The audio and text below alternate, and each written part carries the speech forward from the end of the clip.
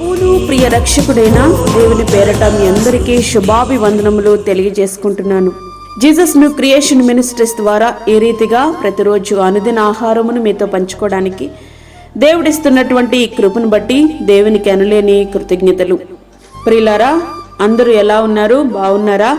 ప్రతిదినము దేవుని యొక్క వాక్యమును విని బలపడుతున్నారని మీరు చేస్తున్నటువంటి ఫోన్ కాల్స్ను బట్టి మేమెంతో సంతోషిస్తున్నాం.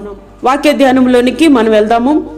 ఫిలిప్పీలకు రాసిన పత్రిక 2వ అధ్యాయము 5 నుండి 8 వచనములు. క్రీస్తు యేసునకు కలిగిన ఈ మనసు మీరును కలిగిండుడి.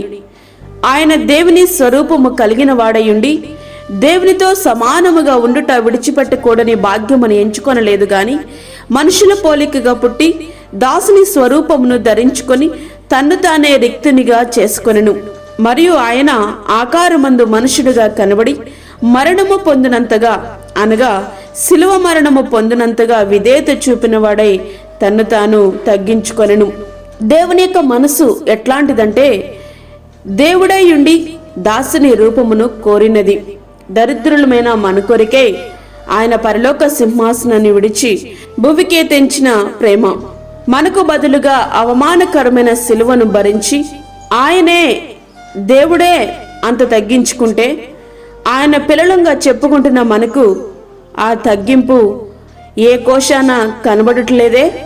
ఎంత మట్టుకు నేను నీకంటే గొప్పదానను, నేను నీకంటే గొప్పవాడును అని చెప్పుకునే ప్రయత్నమే తప్ప తగ్గింపు స్వభావము కొంచెమైనను లేదు.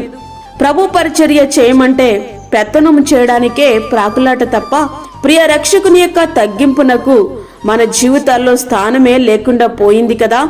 సంఘాలు విడిపోతున్నా, కుటుంబాలు విచ్ఛిన్నమవుతున్నా దానికి కారణం ఆధిపత్యాన్ని చలాయించడానికే ప్రాకులాడే కారణం కదా. అసలు మనము అతిశయించడానికంటూ మనకేముందండి?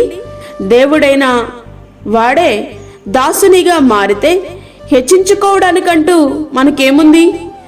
ఈ లోకంలో మనకెంత ఉన్నా అది కనీసం మన సమాధి వరకు కూడా రాదు కదా.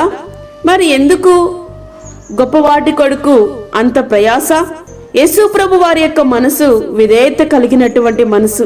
సర్వమానవాళి నిత్య నాశనానికి పోతున్నారు, వారి కొరకు నీ ప్రాణాన్ని పెట్టాలి అంటే ఆయన ఎక్కడ కూడా వెనుకాడలేదు. అందుకే శిలువ మరణము పొందినంతగా ఆయన విధేయత చూపించారు. ఆయన పిల్లలు అని చెప్పుకుంటున్నాము కానీ ఆయనకున్నటువంటి మనసు మనకు లేక ఇంకనూ అవిధేయులుగానే మనము జీవిస్తున్నాము కదా. ఒక్కసారి మనము పరిశీలించుకుందాం. ప్రియ దేవుని బిడ్డ, యేసు ప్రభు వారికి కలిగినటువంటి ఇటువంటి మనసు నీవు కలిగి ఉన్నావా? ఆయన ఎంతటి దీనుడా కదా. పరిశుద్ధుడైన దేవుడు పశువుల తొట్టులో పరుండబెట్టబడ్డారు. తన ప్రయాణానికి రథాలను కాదు గాడిదను వాడుకున్నారు. ఇట్లా ఆయన దీనత్వం గురించి చెప్పాల్సి వస్తే మన జీవితాలే సరిపోవు. దీన మనసు అను వస్త్రము ధరించుకొని మిమ్మును అలంకరించుకొనుడి. 1 పేతురు 5వ అధ్యాయము 5వ వచనం. ఆయన బలిష్టమైన చేతి క్రింద దీన మనస్కులైనడి. 1 పేతురు 5వ అధ్యాయము 6వ వచనం. ఆయన ఎంతటి అణుకువ కలిగినటువంటి వారు, మృదుత్వము సాత్వికము కలిగిన వారంటే తనను బాధిస్తున్న వారి కొరకు సహితం ప్రార్థించే మనసు గలవారాయన. ఇట్లాంటి లక్షణాలు ఆయన పిల్లలమ్మగా మనలో ఏ కోశాన కనబడట్లేదు కదా. క్రీస్తు శ్రమపడను గనుక మీరును అట్టి మనసును ఆయుధముగా ధరించుకునుడి. 1 పేతురు 4వ అధ్యాయం 1వ వచనం. ఆయన ఎంత శ్రమ పడ్డారు అని అంటే చివరి రక్తబొట్టును సైతం కార్చే వరకు కూడా శ్రమ పడ్డారు కదా. మనకైతే చెమట పట్టడానికి కూడా వీలు లేదు. ఏసీ లేకపోతే దేవుని మందిరానికి వెళ్ళడం కూడా కష్టమైపోతూ ఉంది. ఇక కొందరు సేవకుల గురించి మాట్లాడాలంటే అది అవమానకరంగానే అనిపిస్తుంది. అయితే ఒక్క మాట, శ్రమ లేనిదే కిరీటము దక్కదు, శ్రమ లేనిదే సువర్ణం శుద్ధి కాదు.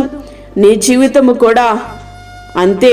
ప్రియా స్నేహితుడా, వాక్యం వింటున్నటువంటి ప్రియా దేవుని బిడ్డ, అటువంటి సాత్వికము కలిగిన మనసు, దీన మనసు నీవు కలిగి ఉండడానికి ఇష్టపడుతున్నావా? అట్లాగైతే క్రీస్తు యేసున కలిగిన మనసు మీరును కలిగి ఉండుడి. మనము క్రీస్తు యొక్క సమరూపములోనికి మార్చబడి అనునిత్యము క్రీస్తుతో జీవించే ఆ ధన్యకరమైన జీవితాన్ని మనం జీవిద్దాం. అట్టి కృప ధన్యత ప్రభు మనకి అనుగ్రహించునుగాక. ఆమేన్. వాక్యం విన్న ప్రియ దేవుని బిడ్డలారా, ప్రార్థనలో ఏకీభవించండి. పరిశుద్ధమైన తండ్రి, ప్రేమగల యేసు ప్రభువా, శ్రేష్టమైన అమూల్యమైన మరి యొక్క దినం మా జీవితంలో మీరు అనుగ్రహించారు. నీకు వందనాలు. ఈ దినమంతటికి కావలసినటువంటి నీ కృపను మాకు దయచేయండి ప్రభువా. ప్రతి విధమైన శోధన, కీడు, ప్రమాదము, తెగుల నుండి మీరు మమ్మల్ని కాపాడండి. అదేవిధంగా గర్భిణీ స్త్రీలను, చంటి బిడ్డలను, వృద్ధులను జ్ఞాపకం చేసుకునండి ప్రభువా. వారి యొక్క అవసరతలు, అక్కరలు మీరు తీర్చండి. దూరదేశంలో ఉండి వాక్యమును విని ప్రభా ప్రార్థనలో ఏకీభవిస్తున్న ప్రతి ఒక్క బిడ్డను మీరు జ్ఞాపకం చేసుకొనండి. వారి యొక్క అవసరతలు, అక్కరలు మీ చిత్తములో తీర్చండి ప్రభువా. ఓ తండ్రి, మీలాంటి మనసు, దీనమైన మనసు మీ అందరి కూడా కలిగి ఉండడానికి సహాయం చేయండి. మా కొరకు దీనుడికి లోకమునకు వచ్చి ఆఖరి రక్తపు బొట్టు వరకు మా కొరకు కాచినటువంటి దేవానికి స్తోత్రాలు చెల్లించుకుంటున్నాను.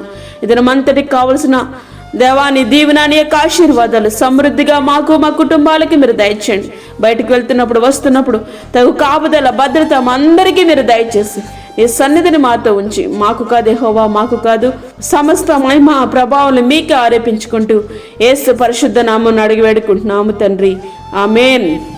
ఈ యొక్క వర్తమానములు మీ బంధువులకు, మీ స్నేహితులకు షేర్ చేయండి. దేవుని పనిలో మీరు కూడా పాలిభాగస్తులు కండి. అదేవిధంగా మీ ప్రార్థన అవసరతలు మాకు తెలియచేయండి. మా ఫోన్ నెంబర్ 9177377559. దేవుడు మిమ్మును, మీ కుటుంబమును దీవించునుగాక. ఆమేన్. దేవుని సేవలో మీ సహోదరి అన్నమణి సాల్మన్.